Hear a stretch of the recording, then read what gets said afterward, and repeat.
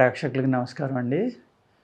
ఈ వీడియోలో నీలి మొక్క గురించి మాట్లాడుకుందాం. నీలి అంటే నీలి మందు అందరికీ తెలుసు. బట్టలకి పట్టించుకోవడం కోసం ఒక విపరీతమైన పబ్లిసిటీ ఉండేది ఒకప్పుడు. ఇప్పుడు పెద్దగా రావట్లేదు అనుకుంటా. ఈ నీలి అనేది 2 రకాలుగా ఉంటుందండి. ఒకటి కెమికల్ తోటి తయారు చేసేది. పూర్వకాలం మొక్కల నుంచే తయారు చేసేవారు అనమాట. చాలా అంటే చాలా చక్కగా ఇది పనిచేసేది. ఈ ఇంకులు ఉండేవి కదండి, పూర్వం రాసుకునే ఇంకులు కూడా ఈ నీలి నుంచే తయారు చేసేవారు. అందుకేం చేసేవారంటే ఈ ఇంకు నీలి మందు నుంచి తయారు చేసిన ఇంకు ఉందనుకోండి, పూర్వకాలం కలరా అని, ప్లేగ్ అని అనేక అంటువ్యాధులు వచ్చాయి అన్నమాట. మనకి ఈ మధ్యలో అంటువ్యాధి అంటే కరోనా గురించి అందరికీ తెలిసింది. అంతకు ముందర అంటువ్యాధులు అంటే ఎవరికీ తెలిసేది కాదు. ఎందుకంటే పెన్సిలిన్ అనే యాంటీబయాటిక్ వచ్చాక చాలా వరకు కంట్రోల్ అయిపోయినాయండి అలాంటివి. అలాగే అనేక రకాల వ్యాక్సిన్స్ రావడం వల్ల కూడా అనేక వ్యాధులు తగ్గినాయి. ఇంటిలో ఉన్న గాలిని శుభ్రం చేయాలి అంటే ఈ నీలి మందుతోటి తయారు చేసిన ఇంకుని ఒక ఇనపది పెనం కానీ, ఒక చిన్న గరిటె కానీ ఏదో ఒకటి కాల్చి ఎర్రగా దాని మీద ఇంకు పోసేవారు. పోస్తే అది కాలడం వల్ల వచ్చిన పొగ ఉంటుంది చూడండి, అన్ని రూముల్లోని గుమ్మంలోని ఇల్లంతా పట్టేవారు అనమాట. ఆ పొగ యొక్క ఘాటు వల్ల ఆ ఇంట్లోకి వైరస్ అనేది, అంటే మనకు అంటువ్యాధి అనేది ఇంట్లోకి ప్రవేశించకుండా ఒక శ్రీరామ రక్షలాగా కాపాడేదండి అది.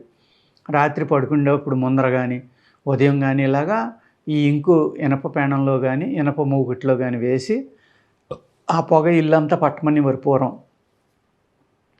అలాగే మనం సాంబ్రాణి, అనేక రకాల సాంబ్రాణీలు ఉంటాయి.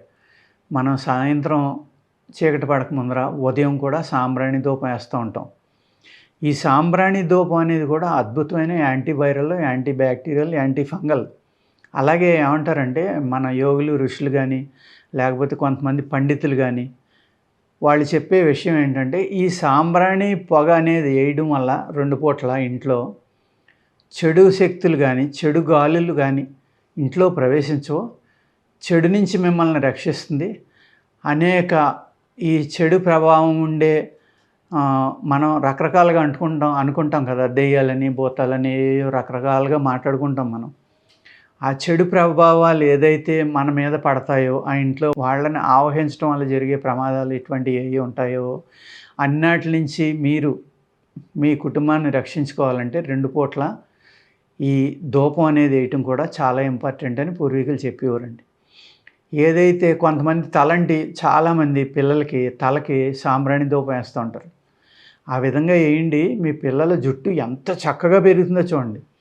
ఇవాళ సాంబ్రాణి అనేవాడికి ఏంటంటే ఇవన్నీ ఎవరు పడతారని అనుకుంటాం, కానీ అందరికీ కూడా డాండ్రఫ్ ఉంటుంది. ఇవాళ మీరు చక్కగా కుంకుడుకాయతో తలంటి సాంబ్రాణి ధూపం వేయండి, తలకి మంచి హెయిర్ సువాసనతో ఉంటుంది. ఏదైతే ఈ డాండ్రఫ్ రావడానికి, అంటే మనకి పొట్టు కింద రాలిపోతూ ఉంటుంది తల నుంచి, దాన్ని న్యాచురల్గా రక్షించుకోవడానికి పనిచేస్తుందండి. ఆ విధంగా ఈ ధూపాలు అనేవి ఎన్నో రకాలుగా పనిచేస్తాయి అన్నమాట. ఈ చెడు గాలుల్ని బయటికి పంపేయడానికి నీలి మందు, ఒరిజినల్గా మొక్క నుంచి వచ్చిన నీలి మందుతోటి వచ్చిన ఇంకేదైతే ఉందో అది కానీ, ఆ నీలి మందుని కానీ మీరు పొగొచ్చేలా చేస్తే ఇంట్లో చెడు శక్తుల ప్రభావం కానీ, చెడు గాలులు కానీ ఉండకుండా వెళ్ళిపోతాయండి. అదేవిధంగా ఈ నీలి అనేది నేను అనేక సార్లు మా పొలంలో ఉండగా చూసాం. నా పొలంలో అన్నీ ఉంటాయి, జహీరాబాద్ ఫామ్లో. తేలు కుట్టిందని ఎవరైనా వస్తే ఆ వేరు మొక్క ఇచ్చి నోట్లో పెట్టుకుని నవ్వులుతా కసమింగుతా హాస్పిటల్కి వెళ్ళమని పంపించేస్తాం. లేదు పచ్చి ఆకులు కాసిన ఇలాగ తెంపి ఇన్ని ఆకులు నోట్లో పెట్టుకుని నవిలేయమంటాం. నవిలేసి తినేయమని కాసిన నీళ్ళు ఇస్తాం. 10 నిమిషాల్లో తగ్గిపోయింది సార్ నొప్పి అంటారు. అయినా సరే మీరు అలా ఉండొద్దు, హాస్పిటల్కి వెళ్ళిపోమని చెప్తాం అనమాట.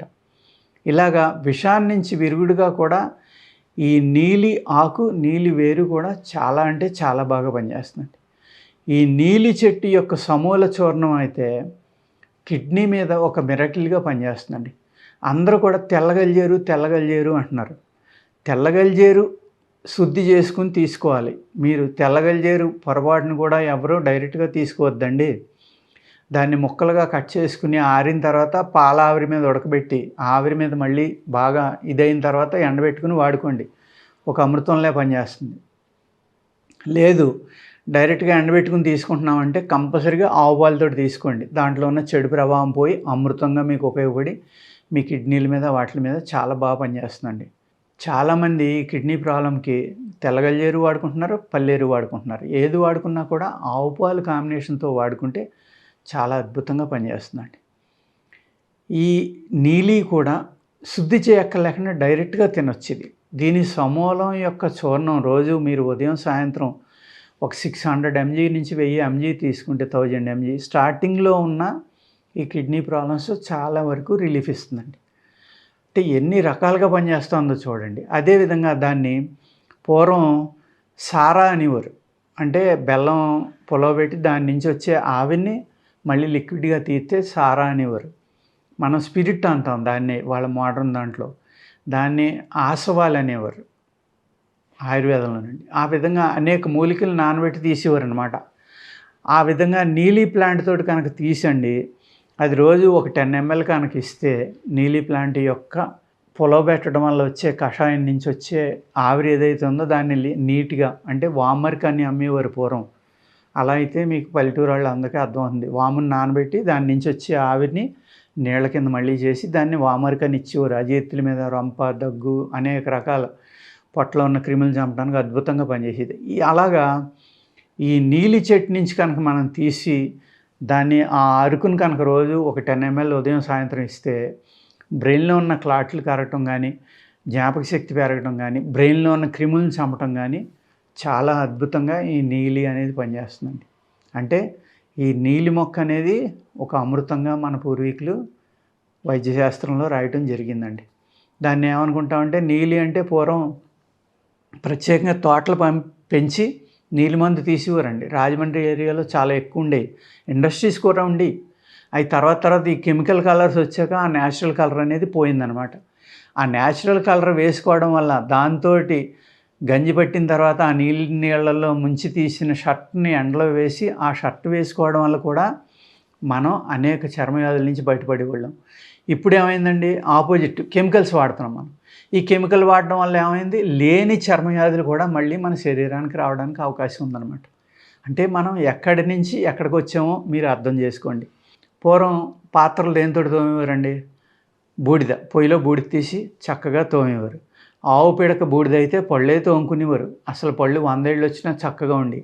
అలాగే న్యాచురల్గా ఏవి ఉన్నాయో అవి మర్చిపోయి మనం ఈ అన్యాచురల్ అంటే కెమికల్స్లోకి 100% కెమికల్స్లోకి వచ్చేసాం కాబట్టి ఆ పాత్రను తోమటానికి కూడా మనం అనేక కెమికల్స్ వాడి శుభ్రంగా ఉండాలని తోముకోవడం వల్ల ఆ పాత్రకు అంటుకున్న కెమికల్ కనుక ఉండిపోయిందనుకోండి, అది మీరు నీళ్లు తాగినప్పుడు, ఆహారం తిన్నప్పుడు పొట్టలోకి రావడం వల్ల గ్యాస్ ప్రాబ్లమ్సే కాదు, అల్సర్సే కాదు, క్యాన్సర్సే కాదు, ఎన్నో రకాల చర్మవ్యాధులు ఇవన్నీ రావడానికి కారణం ఏంటంటే మనం ప్రకృతి నుంచి దూరం అయిపోవటం అండి. అదే మీరు ఆవు పిడకలు కాల్చిన బూడిదతోటి కడుక్కోండి. పూర్వం ఏం చేసేవారండి, ఆ గిన్నెలు పొయ్యిల మీద వండేవారు కదా, ఆ పొయ్యి మీద వండినప్పుడు ఆ గిన్నెకి మసి పట్టకుండా మట్టి ఈ ఆవు పిడక బూడిది లేకపోతే పిడక బూడిది కలిపి పలచగా చేసి ఆ గిన్నెకి రాసి దాన్ని పొయ్యి మీద పెట్టి వంట చేసేవారు.